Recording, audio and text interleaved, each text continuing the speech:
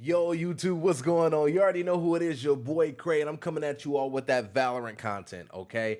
Today, jumping into the meat and potatoes of everything, I wanted to provide you all with a beginner's guide to Valorant in 2021, okay? Now, the inspiration behind me making this guide is myself, not to sound self-centered by any means, right?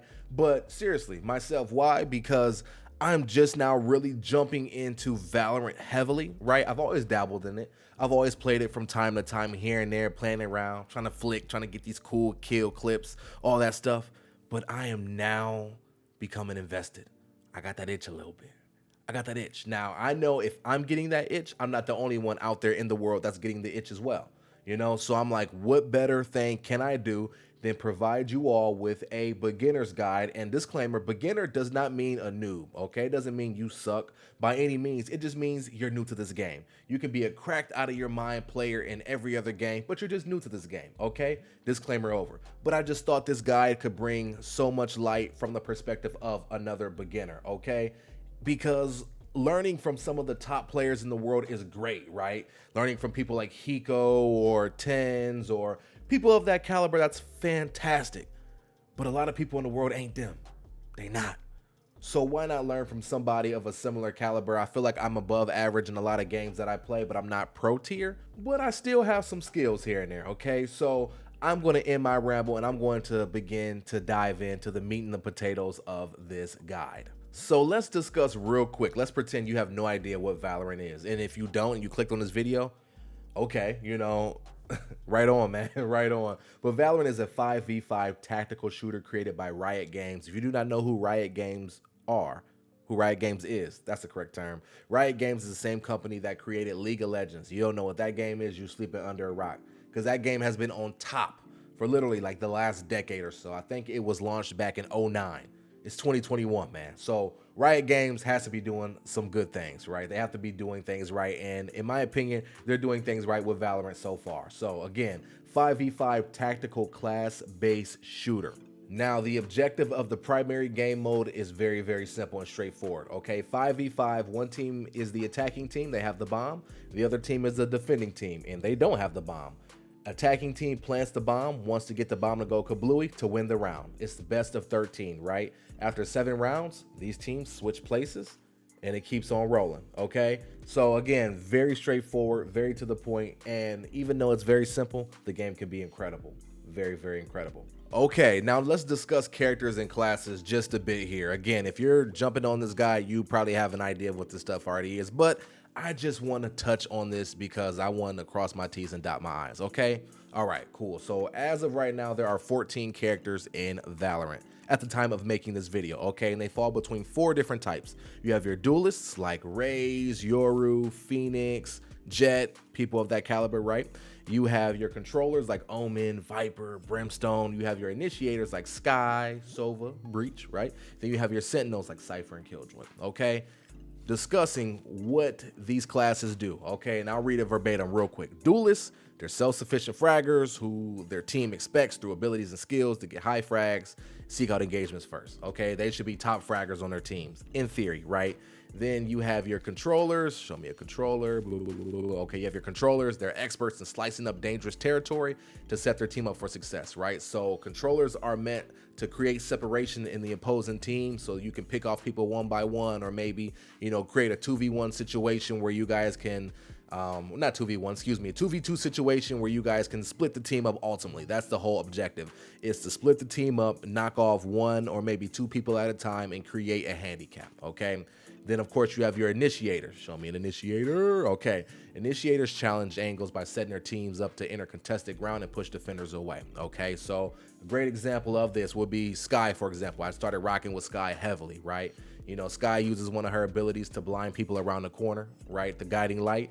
So then we can push that, maybe get a kill or 2 and create that handicap situation. Or maybe there's a team that's holding point, they just planted bomb. Boom, I send my guiding light over there, blind 1 or 2 of them. Me and my homeboy come in, clean them up again, create that handicap situation, make the opposing team become a little bit more frantic, and then the rest of our teammates fly in, wipe the team, disarm the bomb, we win that round, okay? And then lastly, you have your sentinels, okay? Your sentinels, What the heck am I doing? Oh, info.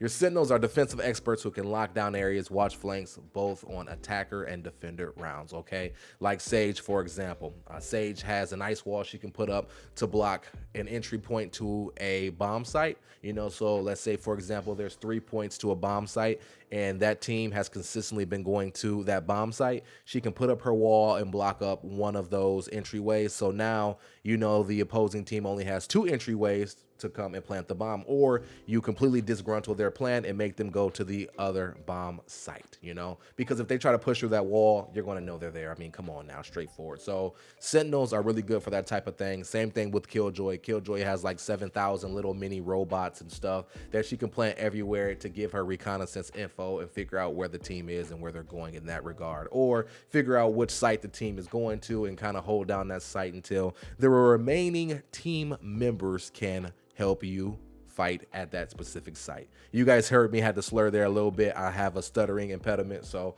you might hear that from time to time. But anywho, that's pretty much a quick, brief breakdown of the characters and classes. If you want more of an in-depth breakdown per character, no, those videos are coming soon. All right, now it is time for the real meat and the potatoes of this beginner guide, okay? Now, I will preface this by saying a lot of what I have to say in this guide is mental, okay? It's gonna be a lot of mental note taking, and it's not really ability based, right? So if you are an average player at best, I believe you can really benefit and up your game just by checking out or listening to this guide. So let's go ahead and let's preface this by calling this the learning portion, okay?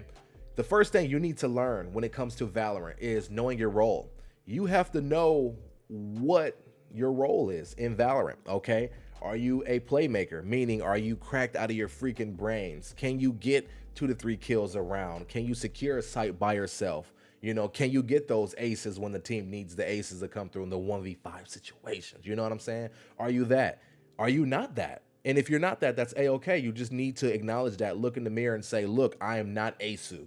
You know what I'm saying? I'm not Tens. I'm not Sinatra. I'm not one of these insane players, but that's okay.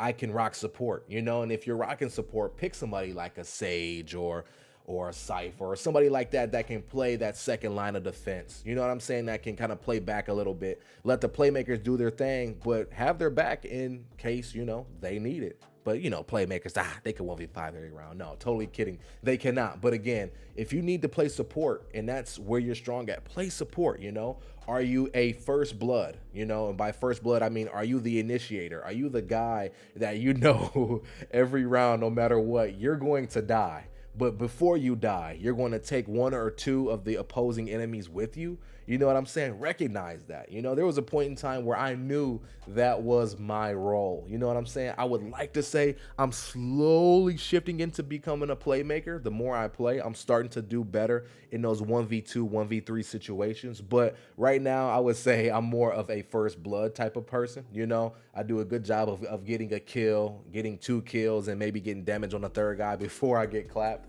You know, but I recognize that, you know, and the agent that I choose, you know, I typically play Reyna. So me playing Reyna supports that a lot because every kill I get, I can kind of heal up from that person. I can drain their life orb to kind of heal up or go invisible. Invisible? Yeah, that's the right word. I can go invisible and kind of drop back and kind of regather myself, you know, so that fits my play style. You know, you have to really look in the mirror and know who you are as a player, as a person, know what your strong suit is, and you have to own that to the 10th degree. After you have taken the time to learn your role, okay, the next thing you need to learn, which I believe is the most important thing is learning the maps in this game, okay? As of right now, as of the time I'm making this video, there are currently 5 maps in Valorant. And for some reason, I felt like there were so many more. I don't know why I thought there was like 8 or 9 maps at a point in time, but no, there's only 5 maps in Valorant currently, okay? Now, these are a little bit different than what we are probably used to as tactical shooter enthusiasts, okay? We're used to typical traditional 3-lane maps, okay? A traditional 3-lane map is typically like 3 lanes, right? Lane A, B, and C. There's a team that starts down here, a team that starts up there. And of course, there's like variants, right? So there's buildings over here. You know what I mean? So of course, developers fleshed out the maps, right?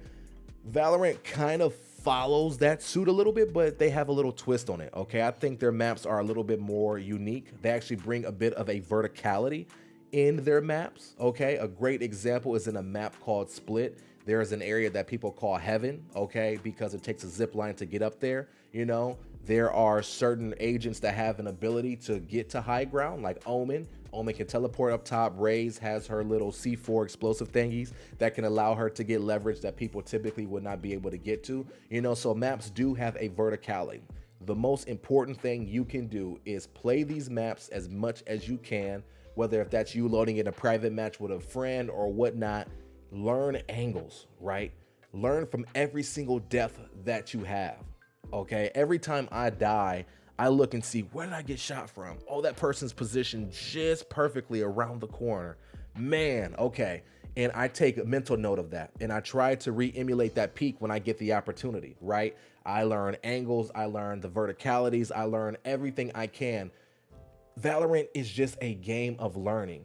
And the better you learn the maps, the better you take the time to learn where you can get up to. Maybe you can zipline hop over to a specific area. Maybe you can use your favorite agent's ability to get to an area that people completely forgot about. People don't even look that way. You can get an easy 2 or 3 piece. You know what I'm saying? Because you're playing a tough team. You got to really use your brain. You got to use those ick points, man. You got to use them. You got to use them. So really take the time to learn the maps. And again, I advise jumping into a private match with a friend, fooling around a little bit, exploring the map, see what you can peek, see what you can't peek, you know, use certain agent abilities to see what gives you the best advantage. You know, people are finding crazy ways to use Sage, for an example, using her wall, right? Using her wall on Split on, I believe, the A bomb site, like it's crazy. I would have to show you a visual representation of what that would look like, but people are finding some crazy tricks just from playing around in the maps, just from learning the maps, learning the agent's abilities,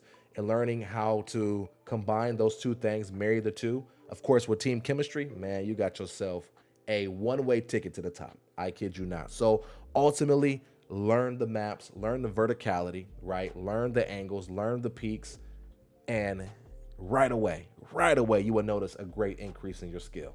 Real quick, during my initial ramble, I forgot these two things as well, just to talk about the distinctiveness of the Valorant maps, okay? You don't just have to learn angles. You don't just have to learn the verticality of maps. You have to learn which walls you can shoot through, because certain guns have bullet penetration. That is huge in Valorant. People take advantage of bullet penetration to the 10th degree. Okay, so that's something that you definitely have to keep in mind. And also, there are certain maps where there's teleportation, right? So I believe, I can't remember the name of the exact map whatsoever. Please don't kill me for that. But there is a map where you can literally teleport, or there's teleportation doors that you can go through. And of course, there's a sound that will proc whenever somebody goes through, so you know they're there. And the crazy thing is the doors can be bullet penetrated, okay? So if you hear somebody come through that teleportation door and the doors that bring them back on the map have not opened back up, you can spray through that door and you might get lucky with an easy kill or a quick kill, right? And you might catch that opposing player completely off guard. So again, what Valorant has done with their maps, the map design, the versatility of the maps as well, they're not just generic maps.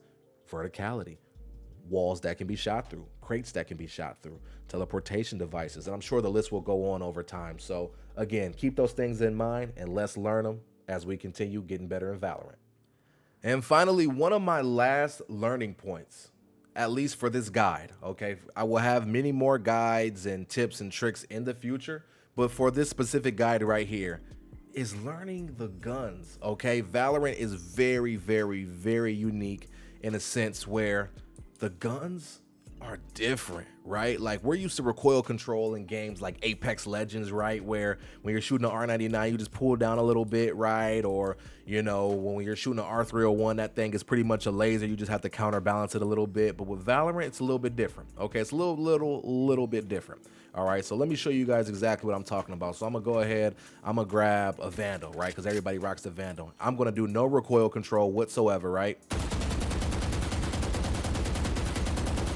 You see how that just like made a T, right? Literally my first, what, 7, 8 bullets went vertical before either kicking horizontally to the left or to the right. And the crazy thing is when this thing starts kicking up, after it's kicked up, it's its own choice where if it wants to kick left or right first, right? So it's not predictable in that regard. The only thing you can predict is the verticality.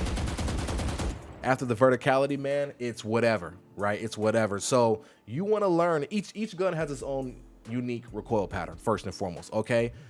I will say, actually, I kind of have to rescind that just a little bit. Most of the guns follow that suit of a vertical to a horizontal recoil. Okay, the Phantom, we seen that. Bulldog. Okay, so you guys just seen 3 different guns that have a similar trajectory, the vertical recoil to the horizontal recoil, okay? They all approached it differently. The Vandal, what the heck? The Vandal was more aggressive, right? The Bulldog kind of follows the footsteps of the Vandal with the aggression upward, right, before the horizontal. The Phantom is a little bit more tight spread. The Phantom has a little bit more of a tighter vertical recoil before it starts to go crazy horizontally. Okay, so those are things you have to keep in mind. So to recoil control, of course, you just have to pull down on this thing a little bit, right? And as it starts to go left and right, you have to kind of counterbalance that. And again, it's a luck of the draw, right? So I pull down and just counterbalance from there. You guys see what I'm saying? And I'm kind of letting you guys in on a little secret, on a little way that I warm up. And I will talk about this stuff more in depth in a later video because, I mean, I'm a YouTuber. That's what I got to do, right? So kind of one thing I do is I'll put this thing out to maybe 10 or 20 meters, or I'll start with 10 per se. And my goal is to keep my bullet spread within this little circle. I choose whatever gun I want to choose. I'll just use the Phantom for the sake of this video, right? And I want to keep it in this first circle, okay? Now, when I first started doing this, my goal was to keep it within this first dark gray ring. But as time went on, I'm like, okay, I'm getting a little bit better. Let's try to keep it in this mini circle. So at first, it won't work. I'll be honest, it won't work. But then I'll try to control it. So this is a little bit of an overcompensation training. Totally whiffed it right there because I wasn't even looking at my screen. Not gonna lie. Let me try again. Take 2, all right?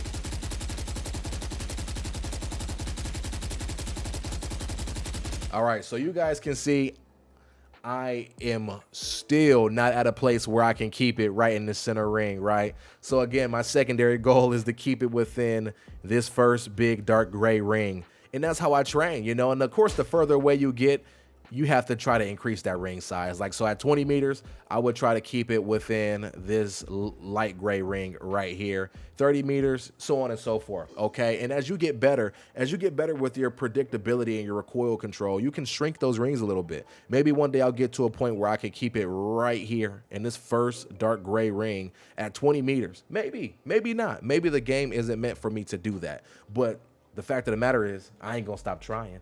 And you shouldn't stop trying either. So again, whoa, just totally misfire, whatever. Again, find out what guns you like first and foremost, okay? Before anything, before you do any recoil control training, okay? So I'm rescinding yet again. Before you do any recoil control training, you need to figure out what guns you rock with. Me, I rock with the Spectre and the Phantom. Those are my 2 babies, right? When I'm budgeting, I go Spectre. When I'm cashing out, I go Phantom, okay? The Vandal doesn't really get it done for me.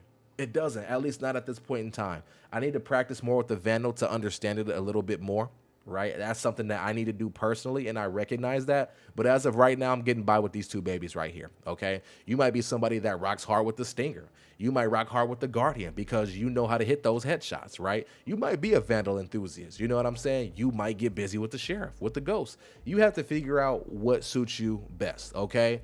My brother that has got in this Valorant binge with me, or that's joined me with this Valorant binge, I should say, he rocks out with Spectre only. He goes crazy with Spectre only. It doesn't matter, mid-range, long range, he goes crazy with it, right? This is his baby, you know, this is what he knows is his bread and butter.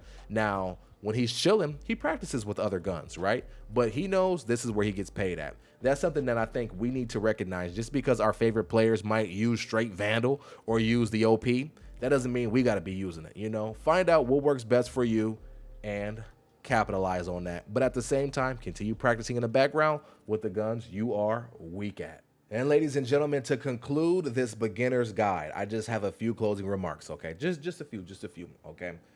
First and foremost, you will not improve in this game if you do not play it often. Okay, this is a game that you definitely have to play often, or at least play this genre of game often, right? So if you're not playing Valorant, you might want to play something like Rainbow Six Siege, Rogue Company, maybe Call of Duty Search and Destroy in a competitive manner, I should say, because casuals is just, yeah, it's just, it is what it is. But again, you want to stay to this genre of game in order to increase your intellect, in order to learn, because that's what Valorant is all about, learning, okay? And kind of with that being said, one of the biggest things you want to do, don't ever forget, is that every team you face, whether if it's a stack or if it's a solo team, every team is different, okay? Every game you need to spend the first 3 or 4 rounds learning your opponent, learning their patterns, learning who is the hot link, learning who is the weak link, learning who uses their abilities, who doesn't, where people chill at. Like, you need to learn everything about your opponent, because all this stuff doesn't matter. You learning your maps, you learning recoil control, you learning your role, those things do not matter if you cannot learn your opponent, because you can't utilize any of those things if your opponent is one-upping you, because you haven't taken the time to understand how they play and what they do, right? Valorant is a game of chess. It's a lot more like chess than people might give it credit for, okay? So definitely keep that in mind and ultimately have fun. There are too many toxic people, too many sweaties. I run into them all the time that are like, oh, bro, what are you doing? Blah, blah, blah. Like, nah. Don't worry about those people. Just have fun, you know. Queue in with a buddy or two. You know, turn off the text to chat. Turn that off and just have fun. Frag out a little bit, learn more about yourself, learn more about the game, and you'll have a great experience. Now, in competitive, don't turn off that chat. You're going to need it. Actually, you might want to have your mic on. Where's the mic? Boom. You might want to have that on, okay? Because communication is key in this game, so that's something to keep in mind as well. And if you're a shy person, then really rely on that text to chat. It'll really help you. And I think if you're a chill player, you know, you're a respectful player, it seems like the consensus, at least on the competitive side of things, is everybody seems pretty cool. You know, you might run into your toxic player here and there, but for the most part, everybody I've experienced has been pretty cool. So keep that in mind. Take it for what it is. It's been your boy Cray. I'm signing out. I really hope this video and this guide was helpful. If it was, do me the biggest favor, hit that sub button. I would appreciate it so much. More Valorant content to come in the near future. And until next time, if you are new to the channel, you don't know how we do, I'm gonna let you know. We are out. Peace.